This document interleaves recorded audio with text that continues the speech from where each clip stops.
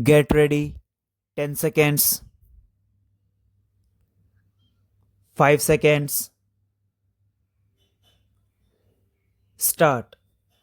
I welcome all of you to the first meeting of the Parliamentary Consultative Committee of the Ministry of Communications.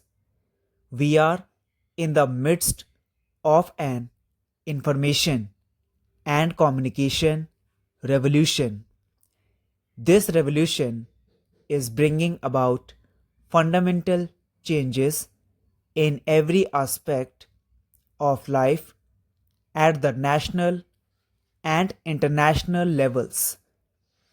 It has also opened the prospect of India emerging as an information technology superpower. This prospect will become a reality only if we create a modern nationwide telecommunications infrastructure at the earliest. Telecommunications is also by itself an accelerator of economic growth. The telephone is no longer a luxury but an indispensable tool in every conceivable economic activity.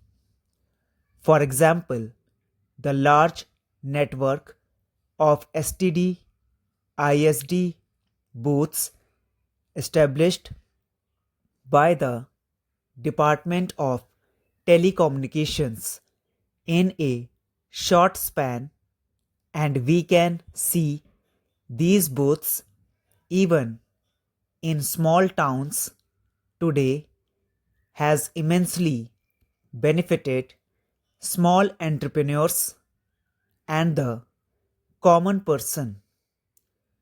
Experts have calculated that 1% increase in telephone density results in a 3% increase in GDP.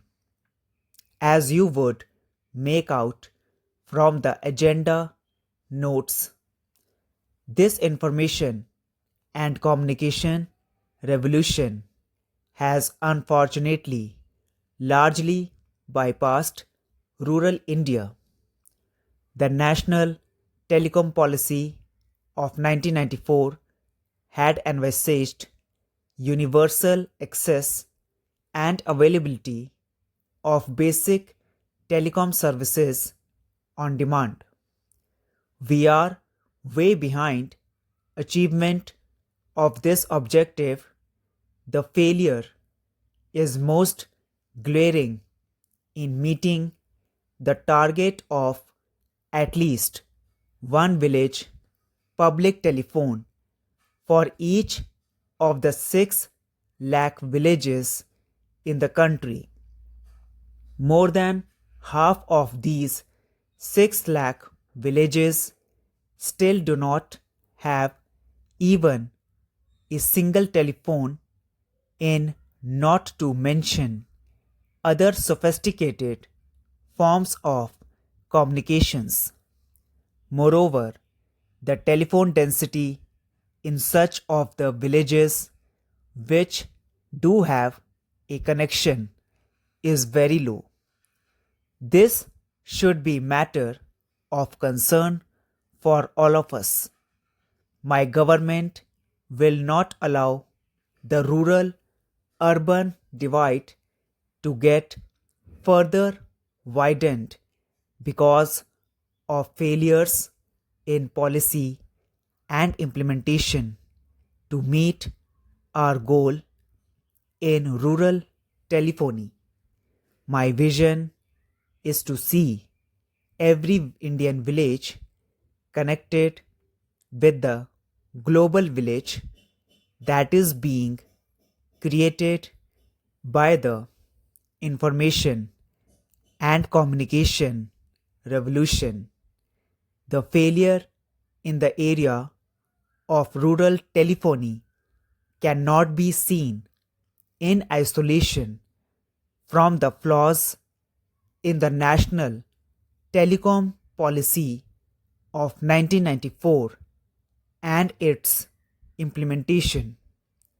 Today, everybody recognizes that the reforms in the telecom sector, particularly relating to investment in basic and cellular services by private operators, have failed.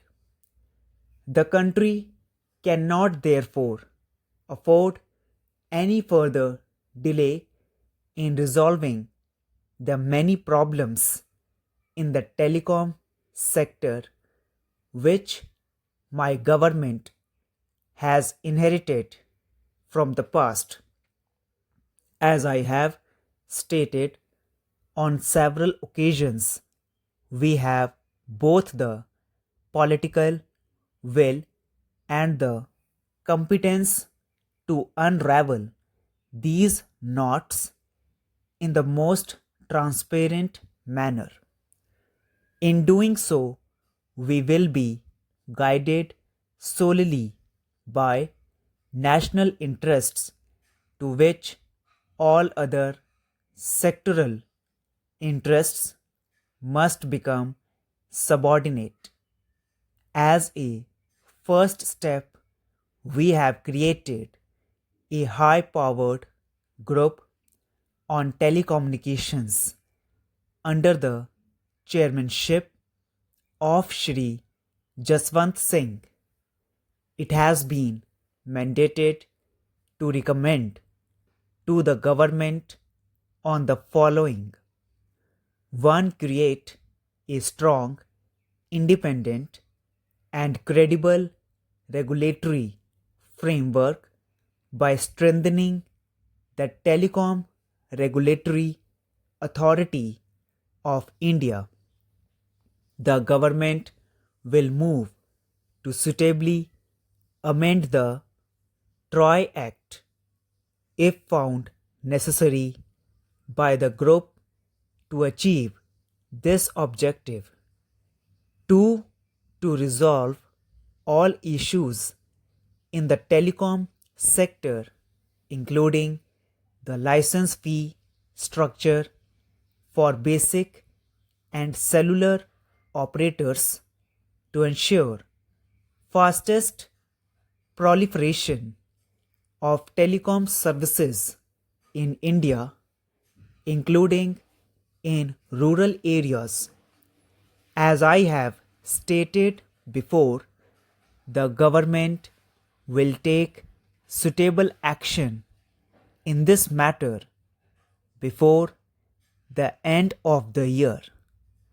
3. To formulate a new national telecom policy to address, among other things, the revolutionary phenomenon of the convergence of telecom, IT, media, and consumer electronics.